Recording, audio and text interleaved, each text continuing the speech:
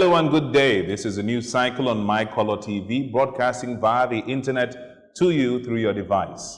I am Sami Ajifo, and these are the stories making headlines today, both local and globally. President Muhammadu Buhari has requested the National Assembly to review and approve the 2016 to 2018 external borrowing plan. Once again, President Buhari jets out of Nigeria to Malabo, Equatorial Guinea. Army impersonator arrested in Enugu. On international news, U.S. President Donald Trump visits U.S. troops in Afghanistan to celebrate Thanksgiving. In business, IMF warns Nigeria against rising debt profile. In sports, Arsenal Football Club sacks Unai Emery as Freddie Ljungberg takes over as caretaker coach. Now the news in full. President Muhammadu Buhari has requested the National Assembly to review and approve the 2016 to 2018 external borrowing plan. He made the request in letters forwarded to the legislature and read on Thursday on the floors of both chambers of the National Assembly in Abuja. In the letters, the president explained that the request was for specific outstanding projects under the 2016-2018 borrowing plan. He also explained that the 8th National Assembly approved only a part of the external borrowing request forwarded to it in September 2016. This, according to the president, stalled the federal government's implementation of critical projects spanning across mining, power, health, agriculture, water, and educational sectors. The president of the Senate, Ahmed Lawan, read the letters on the floor of the National Assembly. President Muhammadu Buhari will begin a 2-day visit to Malabo, Equatorial Guinea for a summit beginning today, and another 5-day visit to his country home in Daura, Katsina State. He'll be away till Wednesday next week. The presidency explained on Thursday that Buhari will be in Malabo to attend the 5th Gas Exporting Countries Forum Summit. Other gas-producing countries expected at the summit include Algeria, Egypt, Libya, Bolivia, Iran, Qatar, Russia, Trinidad and Tobago, United Arab Emirates, Venezuela, Kazakhstan, and Norway. The countries account for 70% and 80% of global gas reserves and production, respectively, the presidential spokesman, Mr. Garba Shehu, said in a statement. The army on Thursday confirmed the arrest of one impersonator in Enugu and busted a vandalism syndicate in Nsukka axis of Enugu State.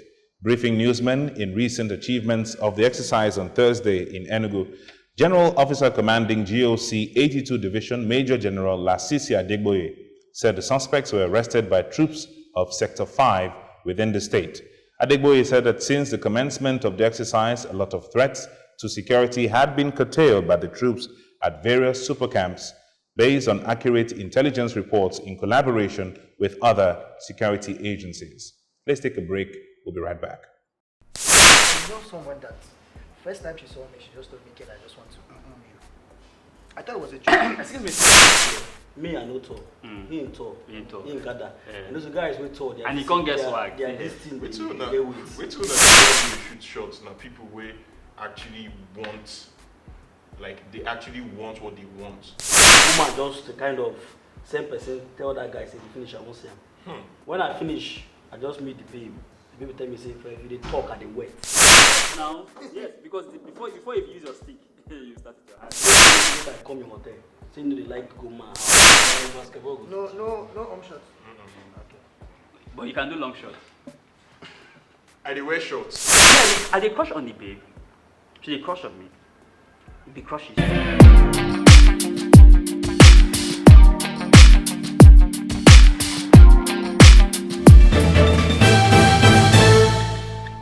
Welcome back. The U.S. President Donald Trump has paid a visit to U.S. troops in Afghanistan to celebrate Thanksgiving. During the brief appearance at Bagram Airfield, Mr. Trump served turkey to soldiers, posed for photographs, and met with Afghan President Ashraf Ghani. In a speech to troops, Mr. Trump said the U.S. was in talks with the Taliban, which he said wants to make a deal. Mr. Trump also said the U.S. was substantially reducing troop numbers. Some 13,000 U.S. troops remained in Afghanistan 18 years after the U.S. intervention to oust Taliban following the September 11, 2001 attacks. The IMF senior resident representative and chief of mission, Mr. Amin Makhtar, has said that Nigeria's debt to gross domestic product ratio at 28% has increased, but is still below the average sub-Saharan Africa and Africa as a whole. He said this at the public presentation of the fall 2019 issue of the Regional Economic Outlook for Sub-Saharan Africa.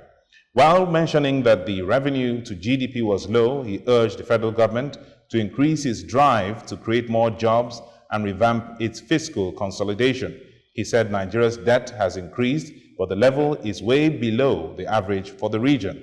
Even if we include the CBN overdraft and others, we are talking about a debt to GDP ratio that does not go beyond 27 to 28% to GDP, and that is including AMCON overdrafts, among others. Let's take a break for sports. We'll return shortly. It's been a very eventful time in the world of politics in Nigeria in the past few weeks, past few months. Two legislations are being considered at the National Assembly. One of those is what we call the hate speech bill, and the second one is the anti-social media bill. They all have their names. We'll explain those later. And these bills have been a source of controversy.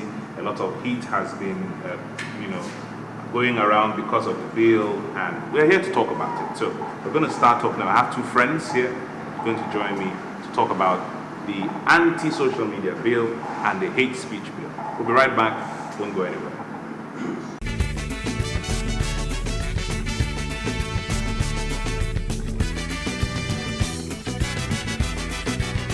MyColorTV, life in living color. Welcome back. And in sports, Arsenal Football Club have sacked his head coach, Unai Emery, after 18 months at the club. In a statement released by the board, it read, and I quote, "The decision has been taken due to results and performances not being at the level required. We have asked Freddie Ljungberg to take responsibility for the first team as interim head coach. We have full confidence in Freddie to take us forward. The search for a new head coach is underway and will make a further announcement when the process is complete." And that's all the news we're currently following today on News Cycle. Follow us on Facebook, Twitter, and Instagram for more breaking news. On behalf of the production team, I am Sami Ajifo. Thank you very much for joining us, and have a pleasurable weekend.